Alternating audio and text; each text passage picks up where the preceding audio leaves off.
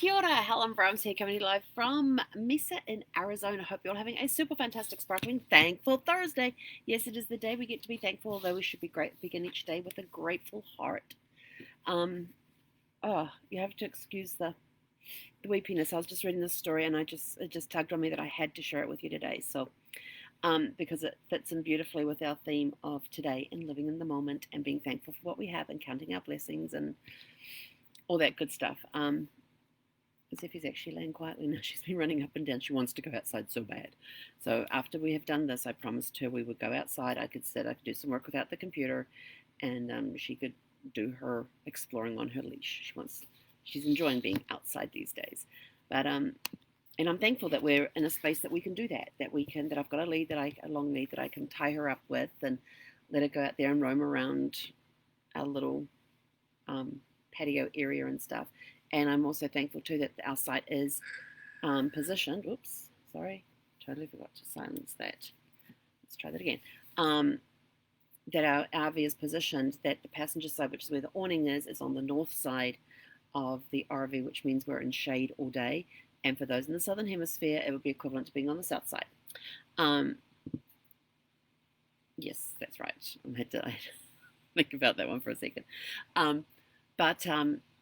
So I'm thankful that we have the ability to do that, and that my work is not all computer based. I can actually go and sit outside and I can do some writing. I can flesh out some ideas and things. And I have a lot of ideas running around in my head right now that I need to go and do a brain dump. And being able to sit outside and do that is going to be awesome.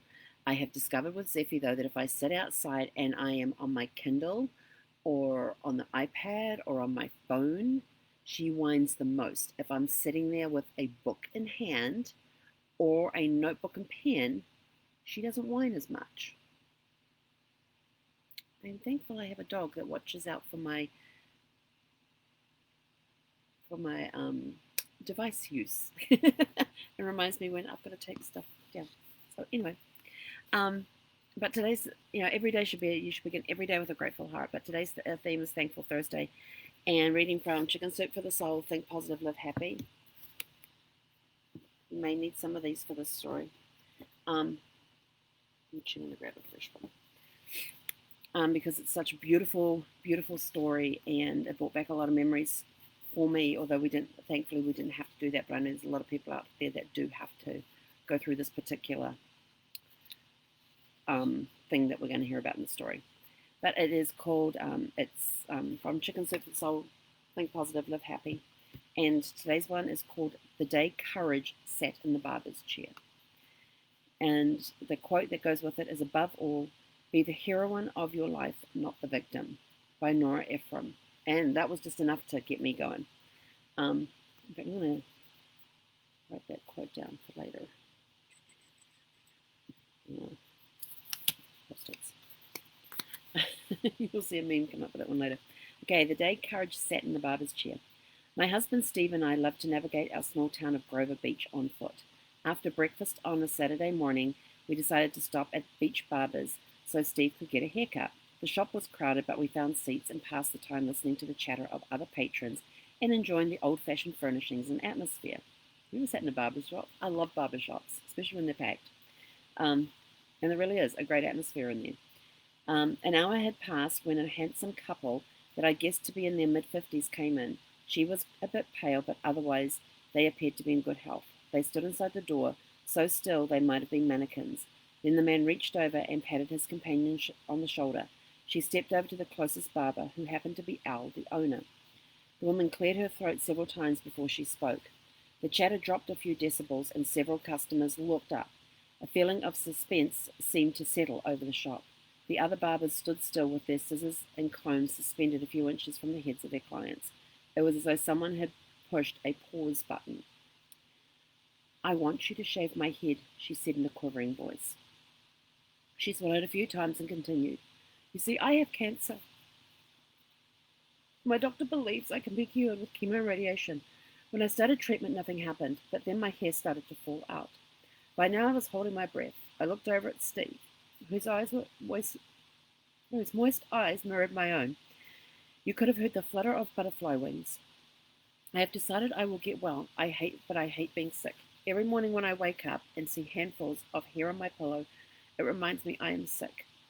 I thought if I got my head shaved, I could feel eccentric and bold rather than sick. Oh, love that attitude. I love it when, I love that sort of attitude. I could feel eccentric and bold rather than sick. Love that. The man who had just sat in Nell's chair got up and stepped to the side with a gesture as graceful as a bullfighter sweeping his cape. Al lowered his chair and motioned for the woman to sit. He wrapped some tissue around her neck and draped her with a cape. The other barbers finished their clients. Instead of leaving after they paid, the clients found a seat or leaned against the wall. Al began clipping. My scalp tingled as I imagined the little hair follicles hanging onto my head for dear life. I swiped at the tears I could no longer hold back. The woman's partner stood close to the chair. His face revealed what looked like a mixture of love and fear of what laid ahead. I wondered if he had tried to talk her out of her decision, perhaps suggesting they make an appointment for after hours so her sharing could be done in privacy. Why choose a barber shop instead of a beauty salon? Perhaps it was because a beauty shop is a place where women go with the expectation of a lovely hairdo. This woman had no expectation. There was no sign of a wig, scarf, or hat. I shuddered in the face of my own discomfort and fear of ridicule. At the same time, I admired and celebrated her courage and determination. Al, who had kept her turned away from the mirror, whisked off the cape when he finished. She stood up and turned to face her image in the mirror. She gave a small gasp and gently patted the tops and sides of her bald head. When she turned to face the other patrons, I thought I saw a tear glistening in her eye. Everyone stood and clapped. Now it's my turn, her husband said as he climbed into the chair and whisked off his baseball cap to reveal thick, curly hair. Soon his salt and pepper hair mixed with hers on the floor. Anyone else want to join? Al looked at the woman expectantly. Marjorie and Vic, she said. Anyone else want to join Marjorie and Vic? He asked. A gentleman with a narrow fringe of hair walked towards Al's chair.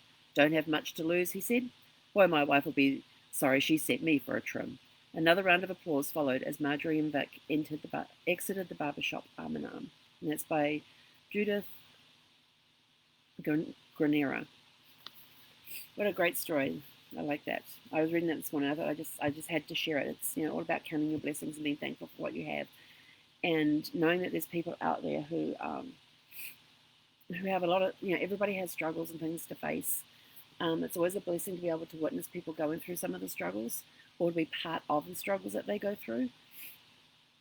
But it's also a blessing to go through those struggles and those challenges as well. I am grateful for every moment that I had with Brad, all the struggles that we went through the last 9 years, 8 months, and 3 days of his life. I wouldn't change it for anything except to ask for more time. But that's not how the world works. It's not how life works. But I am thankful for the life that I have. I am thankful for the friends that I have, for the support that I have. I am thankful for the challenges that I've been through, because without those challenges I wouldn't have grown, I wouldn't have stretched myself. I wouldn't be so far outside my comfort zone. I no longer know where it is. I have some very dear friends to thank for the shove. I am thankful for the people who have come and gone in my life. Some people have come into it and stayed, and some people have been there for a short time. And they were there for a short time because what they offered at that time is what I needed at that time, or what I offered them is what they needed at the time. And we're now beyond that, and I am blessed for having known them. And so take a moment just to think about your life and where you're at, all the challenges you have come through, and be thankful for every single obstacle and challenge that you have come through. So today is a day about reflection, of being thankful for what you have, being thankful for who you are and where you are in your life. Thank you for the challenges you are going through. Thank you for the challenges you have been through. Thank you for the challenges that are to come, because we know life is not an easy road. It may seem like some people have a very easy ride through life, but when you actually sit down and talk to them, they face challenges every day like everybody else does. Everybody always has challenges to face. Nobody sails through this life unscathed. And it's because of those challenges that we are the people we are today. We're in the situations that we're in today, and how we react to those challenges is what makes us grow stronger in ourselves, to find the courage to move on and to be an inspiration to those that come behind us.